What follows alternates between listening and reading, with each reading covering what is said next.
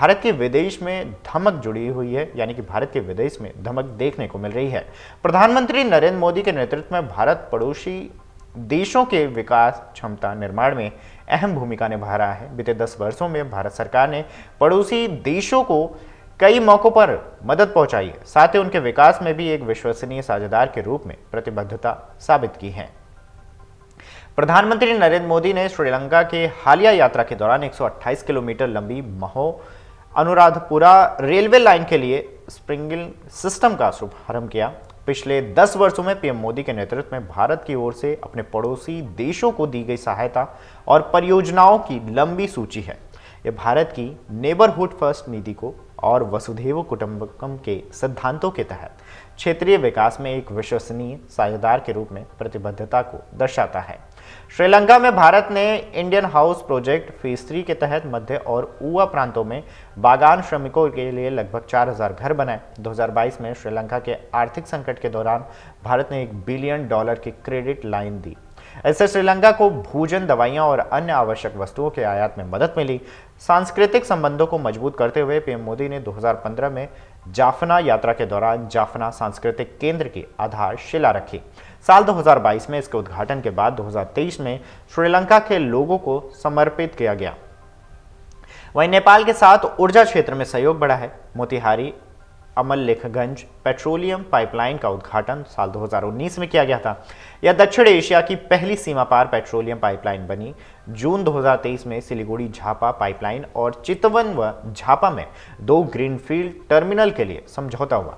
दोनों देशों के प्रधानमंत्रियों ने अप्रैल 2022 में जयनगर कुर्था बर्दीबास रेल लिंक का उद्घाटन भी किया था। जोगबनी विराटनगर रेल लिंक का माल ढुलाई खंड जून 2023 में शुरू हुआ, जबकि रसौल काठमांडू रेल लिंक की अंतिम सर्वे रिपोर्ट तैयार हो रही है। व्यापार के लिए नेपालगंज, विराटनगर और बीरगंज एकीकृत जांच चौकियां ICP विकसित की गई हैं। साल 2015 के भूकंप के बाद भारत ने $1 बिलियन की सहायता दी है, जिसमें $250 मिलियन अनुदान और $750 मिलियन क्रेडिट लाइन के तौर पर शामिल हैं। सोलू कॉरिडोर 132 किलोमीटर और 132 केवी ट्रांसमिशन लाइन 2022 और मोदी लेखनाथ ट्रांसमिशन लाइन 2023 में नेपाल में बिजली आपूर्ति में सुधार किया है। वहीं नेपाल को स्वास्थ्य क्षेत्र में 200 किडनी डायलिसिस मशीनें और 50 रिजर्व और रिवर्स ऑस्मोसिस सिस्टम दिए गए हैं। बांग्लादेश में 270.2 करोड़ रुपए की लागत से बनी अखोरा अगरतला रेल लिंक और मैत्री सुपोल थर्मल पावर प्रोजेक्ट 2060 और 2023 का उद्घाटन पीएम मोदी ने किया। खुलाना मोगला रेल लाइन और भारत बांग्लादेश मैत्री पाइपलाइन का निर्माण 285.24 करोड़ रुपए की लागत से किया गया। इसने ऊर्जा और कनेक्टिविटी में अहम योगदान किया। आपात स्वास्थ्य सहायता के लिए 109 बेसिक लाइफ सपोर्ट एम्बुलेंस भी दी गई। वहीं अगर अफगानिस्तान की बात करें तो अफगानिस्तान में भी भारत का सहयोग व्यापक रूप से है। साल 2016 में पीएम मोदी ने अफगान भारत मैत्री बांध सलमा बांध का उद्घाटन किया। सिंचाई और बिजली आपूर्ति में इसकी अहम भूमिका है। साल 2015 में अफगान संसद भवन का उद्घाटन भी पीएम मोदी ने किया, जो अफगान लोकतंत्र के प्रति समर्थन का प्रतीक है। संकट के समय में खाद्य सुरक्षा के लिए भारत ने 2.45 लाख मैट्रिक टन गेहूं की भी आपूर्ति की। अगर अब म्यांमार की बात करें तो म्यांमार में भारत ने व्यापार और कनेक्टिविटी को बढ़ावा दिया है। 982.99 करोड़ रुपए की लागत से Kaladan multi modal transit transport परियोजना इस दिशा में बड़ा कदम है। शिक्षा और अनुसंधान के लिए यागून में Myanmar institute of information technology और नए पीवता में कृषि अनुसंधान केंद्र को समर्थन दिया गया है। हाल के भूकंप के बाद भारत ने ऑपरेशन ब्रह्मा के तहत 50 टन से अधिक मानवीय सहायता और आपदा राहत सामग्री भी भेजी है। भूटान के साथ भारत ने स्वास्थ्य और ऊर्जा पर ध्यान केंद्रित किया है। पीएम मोदी ने साल 2024 में 141 करोड़ रुपए की लागत से बने ग्यालसुएन जेत्सुन पेमा वांगचुक मां बच्चा अस्पताल का उद्घाटन किया। साल 2019 में शुरू होने वाली मगदेंचु जल विद्युत परियोजना भूटान के नवीनीकरण ऊर्जा क्षेत्र को मजबूती दी है।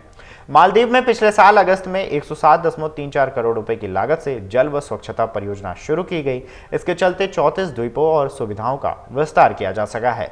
इससे 28,000 लोग लाभान्वित हुए हैं। अददू शहर विकास परियोजना 160.24 करोड़ रुपए से 190 हेक्टेयर जमीन की समुद्र से सुरक्षा की जा सकी है।